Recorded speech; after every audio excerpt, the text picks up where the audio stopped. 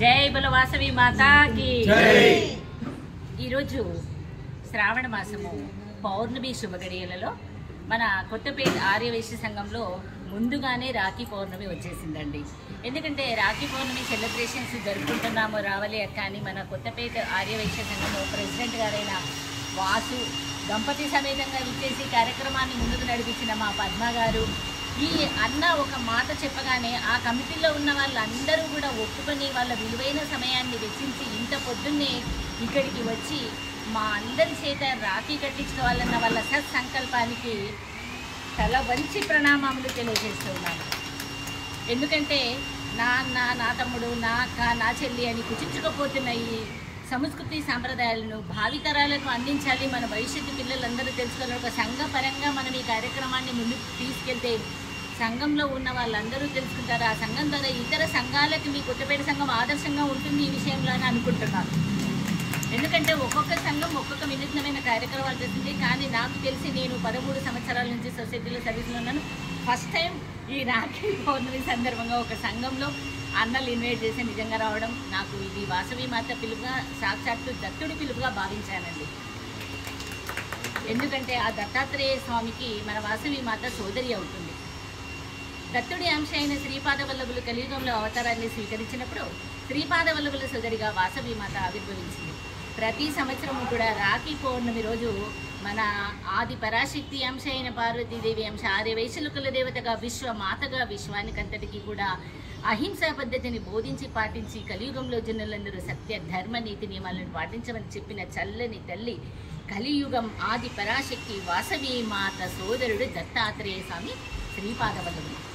మరి ఆ అంశ బిడ్డలుగా మనమందరం ఉన్నాం. ఆ డిఎన్ఏ మన రక్తంలో ఉంది కాబోలు ఆ తల్లి దత్తుడికి రాఖీ పౌర్ణమి రోజు ఉదయం పూట 4 గంటల సమయంలో వాసవి మాత వెళ్ళి పిఠాపురంలో ఉన్న దత్తునికి రాఖీ కడుతుందంట ప్రతి సంవత్సరం.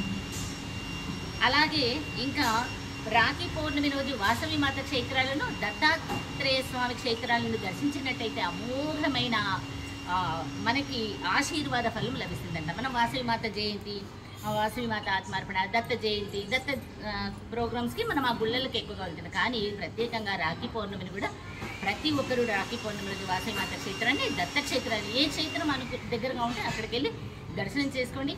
మన ఈ పురాణాలను, ఇతిహాసాలను, వేదాలను ముందుకు తీసుకెళ్తున్న బాధ్యత మన భుజస్కంధాలపైనే ఉంది.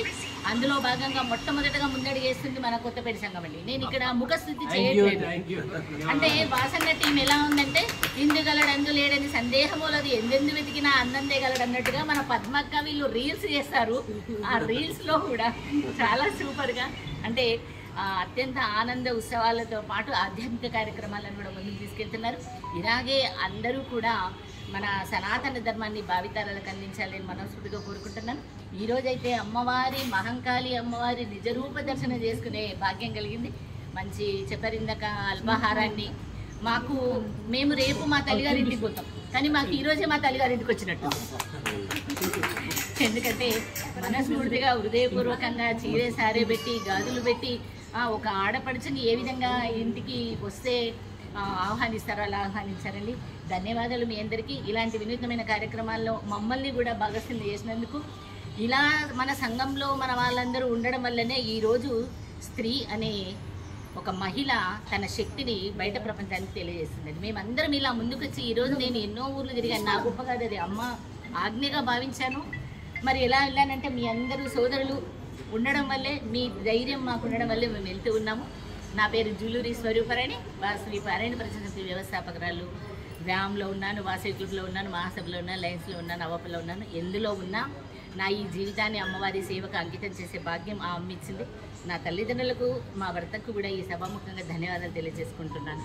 నా ఈ సేవకి సహకరించిన మా పిల్లలు, మా మిత్రులు, ఇక్కడ మా సోదరిమణులు, సోదరులు ఎంతోమంది ఉన్నారు. చాలా ఆశ్చర్యపోతాను. నువ్వు ఎలా వెళ్తున్నావు అమ్మ, ఎలా వస్తున్నామంటే ఈ మానవ జన్మ అశాశ్వతమైనదండి. 84 లక్షల జీవరాశులు ప్రయాణించిన తర్వాత ఈ జన్మ వచ్చింది. మరి ఈ జన్మలో మనకి ఏమొచ్చింది? ఇల్లు వచ్చింది, బంగారం వచ్చింది, ఆస్తులు వస్తాయి. అవన్నీ మన పిల్లలకు పంచుతున్నాం. కానీ మనం పంచాల్సింది మన సనాతన ధర్మాన్ని కూడా పంచుతూ ఉన్నాము ఇలా కార్యక్రమాల వల్ల. Thank you so much. జై వాసవి.